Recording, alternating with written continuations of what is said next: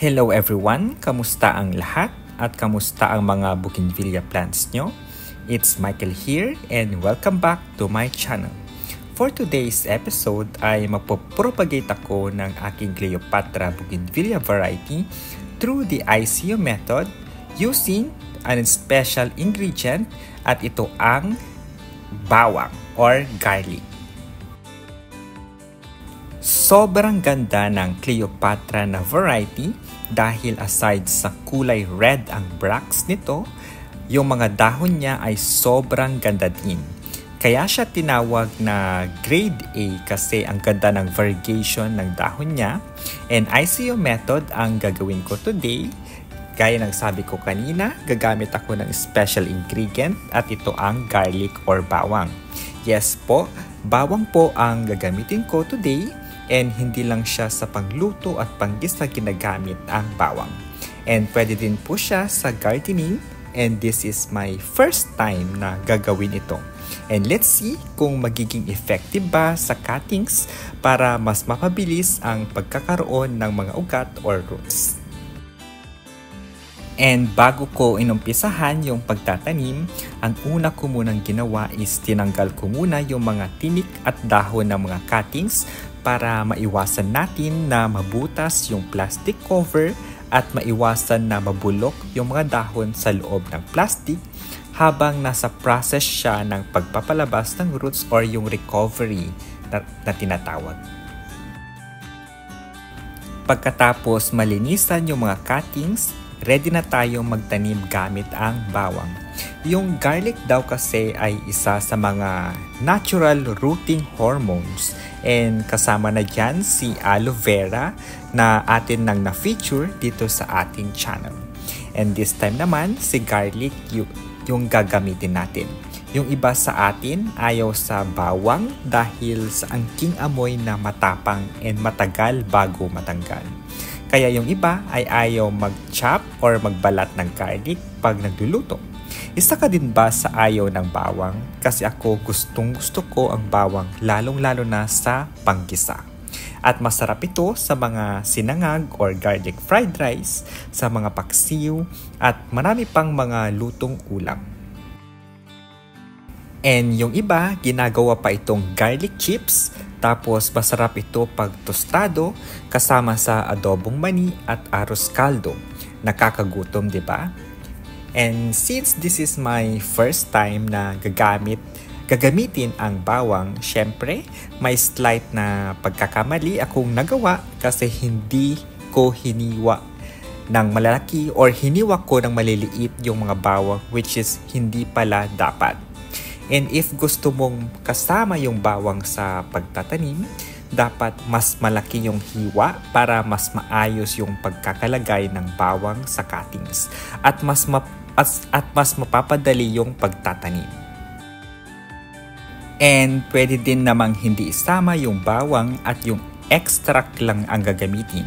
Yung process na yon is kailangan mong tanggalin yung balat ng cuttings sa dulo tapos dun mo ipahid yung bawang extract. Para siya yung aloe vera extract method na ginawa ko before. And guys, yung aloe vera is proven effective talaga. Pero yung gagamitin ko is isasama ko yung bawang mismo sa pagtatanim and yung extract lang siguro gagawin ko siya sa mga susunod na video to try lang din. And just so you know guys, in terms of health benefits, madaming nagagawa at nabibigay ang bawang sa ating katawan. And based sa na-research ko sa internet, it can help protect against illness including the common cold, and it is also rich in vitamin C, vitamin B6, and manganese. And yung active compounds na meron sa garlic can also reduce blood pressure. Diba guys, yung ginagawa ng matataas ng BP, kumakain sila ng bawang and it can improve also the cholesterol level. And yung iba guys is ginagawa nila itong spread together with olive oil sa toasted bread. At bago tayo magpatuloy sa pagtalakay about garlic, At baka sakaling napadpad ka sa channel ko, and if you happen to be new to my channel at hindi ka pa nakaka-subscribe, pakiclick na ang subscribe button para maging updated ka sa latest at sa susunod na videos ko gaya ngayon about bougainvillea. And if nakasubscribe ka na, I would like to take this opportunity na magpasalamat sa aking mga viewers na matiyagang nanonood sa current and past videos ko. Maraming salamat po, at lalong-lalo na sa mga subscribers ko na patuloy na sumusuporta sa aking channel. Thank you so much. Going back, and by the way, this was recorded about 3 weeks ago, and maybe sa next video ko is the update episode na kung saan ano na nga ba ang lagay ng cuttings natin after using garlic. After ng process ng paglalag ng bawang, syempre titingnan natin kung magiging effective ba ito or magiging successful ba, and I will let you know guys sa susunod na video ko. Ito nga palang si Cleopatra na variety ko is nilagay ko siya sa hanging basket. Siya yung mother plant ko. And I think na-share ko na siya before sa shorts video ko.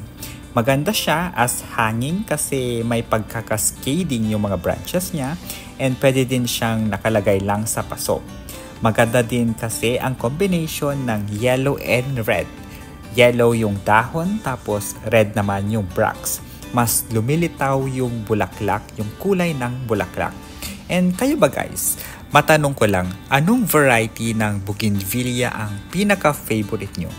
Ako kasi, I have been very vocal na yung Opal series ang pinakagusto ko, lalong-lalo na si King Opal at si Ruby Flame. Grabe sila sa tingkad at sipag kung mamulaklak. At maganda din sila both rooted and grafted. Tapos nung lumabas yung variegated version nila, naku po, mas lalong gumanda mga besh. Kayo ba, meron na ba kayong Opal series, yung green leaf and variegated one? Try nyong idagdag yan sa collection nyo and di kayo magsisisi. Yung downside nga lang ng variety na ito, mahirap buhayin through cuttings, kaya ang ginagawa is nilalagay through grafting.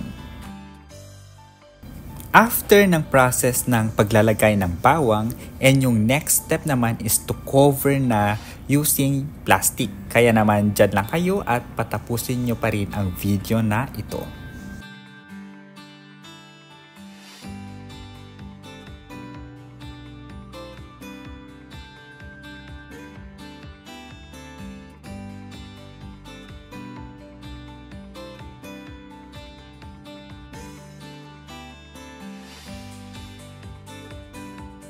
At ayun guys, medyo nawala tayo sa topic, pero right now, ang gagawin naman natin is lalagyan na natin ng rubber band para hindi sumingaw at hindi makapasok ang hangin para mas mabilis yung recovery ng cuttings.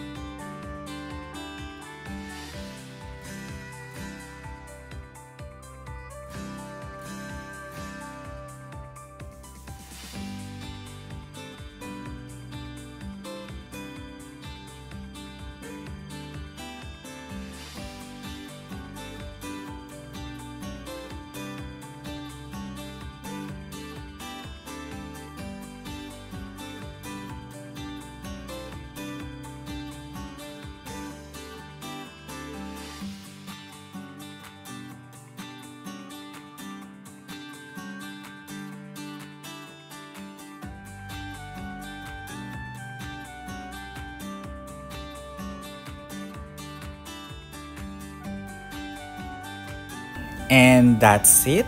Done na tayo at expect nyo na lang yung update video nitong bawang episode natin. So ayun lang guys for today's video. Thank you so much for watching at makakaasa kayo na pagbubutihan ko pang gumawa ng mga relevant videos for bougainvillea. Kaya don't forget to subscribe, stay safe and healthy, and we'll see you in my next videos. Bye-bye!